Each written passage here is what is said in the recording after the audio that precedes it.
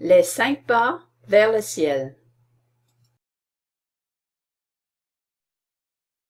Les pas suivants sont principalement des versets de la parole de Dieu, la Bible. Le départ est bien triste, mais l'arrivée sera merveilleuse. La Bible dit dans Romains 3, versets 10 et 23, « Il n'y a point de juste, pas même un seul, car tous ont péché et sont privés de la gloire de Dieu. » Combien ont péché?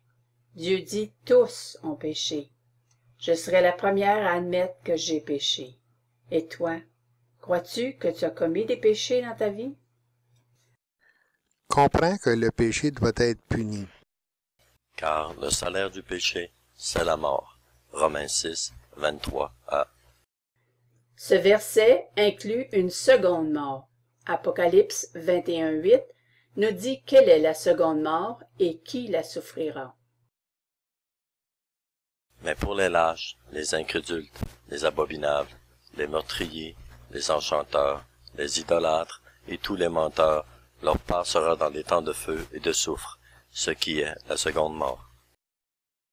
La seconde mort est la séparation éternelle d'avec Dieu dans les temps de feu, une place terrible dont Dieu nous parle dans la Bible. Tu viens de lire le mot meurtrier. On est meurtrier si on n'a tué qu'une seule fois. Tu viens aussi de lire le mot menteur. On est menteur si on a menti qu'une seule fois. Donc, si tu as dit des mensonges, tu es menteur aux yeux de Dieu.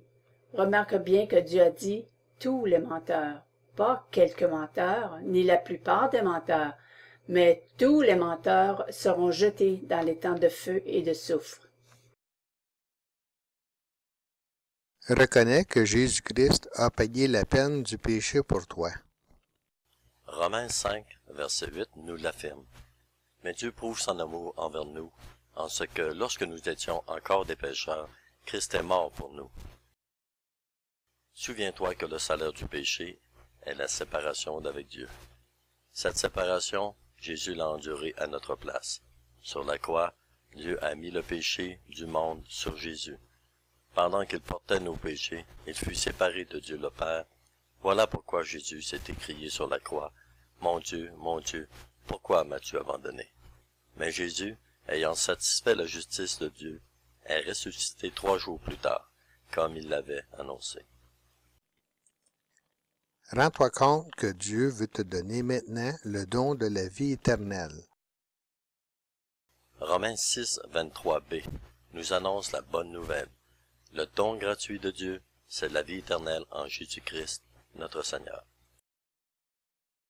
La vie éternelle est une union éternelle avec Dieu, laquelle commence maintenant et continuera au ciel, dès l'instant de la mort physique. Si tu reçois la vie éternelle, le don gratuit de Dieu, tu iras au ciel au moment de ta mort. Tu dois te repentir de tes péchés, t'en détourner et demander à Jésus-Christ de te sauver et d'entrer dans ta vie. Dieu a promis dans Romains 10, versets 9 et 10 que « Si tu confesses de ta bouche le Seigneur Jésus, et si tu crois dans ton cœur que Dieu l'a ressuscité des morts, tu seras sauvé. Car c'est en confessant de la bouche qu'on parvient au salut. » Quand tu crois dans ton cœur que Christ est mort pour tes péchés et qu'il est ressuscité des morts, Dieu te donne sa propre justice et il te sauve à l'instant même. Romains 10, verset 13 dit « Car quiconque invoquera le nom du Seigneur Jésus sera sauvé. » Dieu promet de sauver du péché et de l'enfer quiconque. Prie le Seigneur Jésus-Christ en lui demandant de devenir son sauveur personnel. Invoque le Seigneur Jésus-Christ maintenant dans la prière. Dis-lui que tu l'acceptes comme ton sauveur personnel. Demande-lui de te sauver et de te donner la vie éternelle. 1. Le péché doit être puni. 2. Tu as péché. 3.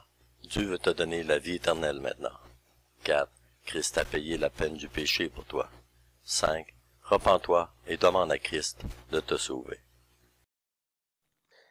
Si tu ne sais pas comment demander à Jésus de te sauver, tu tu pourrais prier ainsi. Seigneur Jésus, je crois que tu es le Fils de Dieu et que tu es mort pour moi.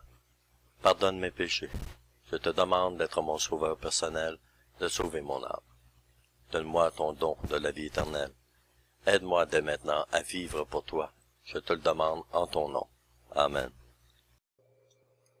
Est-ce que cette prière exprime vraiment le désir de ton cœur?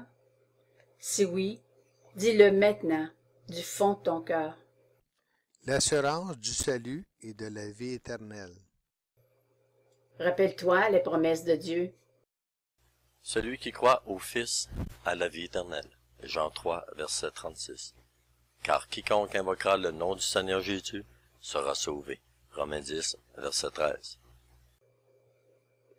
As-tu cru de tout ton cœur au Seigneur Jésus-Christ comme ton sauveur personnel? Si oui, tu es sauvé et tu es en route pour le ciel. Autrement, les promesses de Dieu ne seraient pas vraies, ce qui ferait de Dieu un menteur. Cela est impossible. Tite 1:2 nous le dit. Prends Dieu au mot. Dis-le. Dieu l'a promis, je le crois. Ça suffit. Je suis sauvé. Ne base pas ton assurance sur tes émotions, mais sur la parole de Dieu. Tes émotions changent de jour en jour, tout comme la température. La parole de Dieu ne change jamais. La volonté de Dieu pour toi maintenant, c'est que tu croisses spirituellement. 2 Pierre 3:18. Voici comment faire des progrès dans ta nouvelle vie. Lis la Bible tous les jours. Prends le temps de prier chaque jour. Dis aux autres ce que Christ a fait pour toi. Fréquente régulièrement une église qui enseigne fidèlement la parole de Dieu. La toute première chose que Dieu attend de toi est que tu confesses Christ publiquement. Matthieu 10, 32-33. Demande à ton pasteur de te donner l'occasion de dire aux autres de l'Église que Jésus-Christ t'a sauvé. Jésus dit dans l'Évangile de Jean, chapitre 3 et verset 16, « Car Dieu a tant aimé le monde qu'il a donné son Fils unique, afin que quiconque croit en lui ne périsse point, mais qu'il ait la vie éternelle. Que Dieu te bénisse abondamment. »